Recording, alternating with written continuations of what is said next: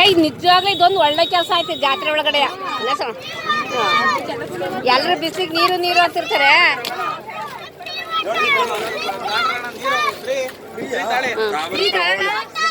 ಎಲ್ಲರಿಗೂ ಫ್ರೀ ನೀರು ಕೊಡ್ತಾ ಇರೋದು ನನ್ನ ಸ್ಟೂಡೆಂಟು ರಮೇಶಮ್ ಅಂತೆ ಹರೀಶ್ ಅಂತ. ಇದೊಂದು ಒಳ್ಳೆ ಕೆಲಸ ಮಾಡಿದ್ದೇನೆ. ನಿಜವಾಗ್ಲೂ ಅವ್ನಿಗೆ ಲೈಫಲ್ಲಿ ಒಳ್ಳೇದಾಗ್ಬಿಡಲಿ. ಹರೀಶ್ ಅವ್ರ ಫ್ಯಾಮಿಲಿ ಎಲ್ಲ ಸಿಕ್ಕಲು ನೀರು ಎಲ್ಲರಿಗೂ ಫ್ರೀ ನೀರಾಗಿ ಕೊಡ್ತಾರೆ.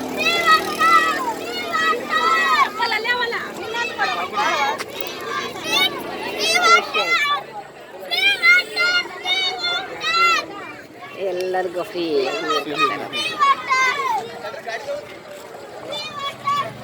ಎಲ್ಲ ಮುಗಿಸ್ಕೊಂಡು ಹೋಗ್ತಾ